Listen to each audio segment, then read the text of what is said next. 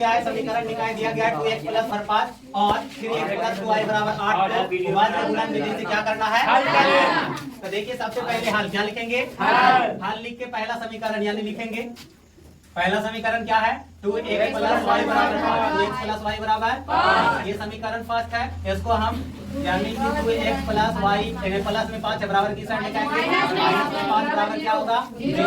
अब इसे हम मान लेंगे a1 बराबर 2 a1 बराबर 2 b1 बराबर 1 कुछ नहीं है तो 1 है और c1 बराबर क्या होगा माइनस 5। अब दूसरा समीकरण दिया गया है 3x plus 2y 3x plus 2y बराबर 8। आप देखिए ये समीकरण क्या है सेकेंड। अब 3x प्लस 2y यानी प्लस में 8 बराबर की साइड लेकर आएंगे माइनस में 8 बराबर क्या हो जाएगा 0। अब इसको मान लेते हैं a2 बराबर 3 b2 बराबर 2 और c2 बराबर माइनस 8। अब देखिए यहाँ से एक फॉर्मूला होता है यानी कि मध्य गुणक का फॉर्मूला अकॉर्डिंग टू फॉर्मूला और फिर ca होता है दीदी ca माइनस ca और फिर ab होता है ab। यहाँ हो गया 12 यहाँ हो गया 12 यहाँ हो गया 1 यही है।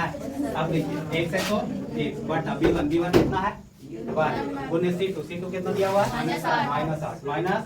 माइनस b2 कितना दिया हुआ है 2 गुने c1 कितना दिया हुआ है c1 माइनस बराबर y कितना y है तो y बटा c1 कितना दिया हुआ है माइनस a2 कितना दिया हुआ है a2 3 माइनस c2 कितना दिया हुआ है माइनस 8 गुने a1 कितना दिया हुआ है a1 2 बराबर 1 बटा a1 कितना दिया हुआ है 2 गुने b2 कितना दिया हुआ है b2 2 माइनस a2 कितना दिया हुआ है a2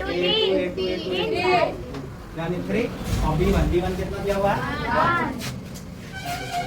अब देखिए x है तो x बटा माइनस प्लस माइनस 8 है तो 8 माइनस क्या हो जाएगा बराबर y है तो y माइनस 5 के माइनस 15 माइनस बराबर 1 है तो 4 सही होगा। x है तो एक बटा अब 8 बड़ा कि 10 बड़ा 10 से चिन्ह प्लस में इसलिए प्लस 10 में से 8 घटेगा सेम चिन्ह जुटेगा डिफरेंट चिन्ह घटेगा y बटा।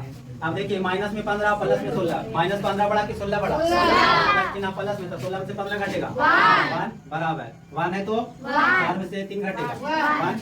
अब देखिए क्या करेंगे x बटा 2 बराबर कितना मानेंगे 1 बटा 1 और 1 बराबर y बटा 1 बराबर 1 बटा 1।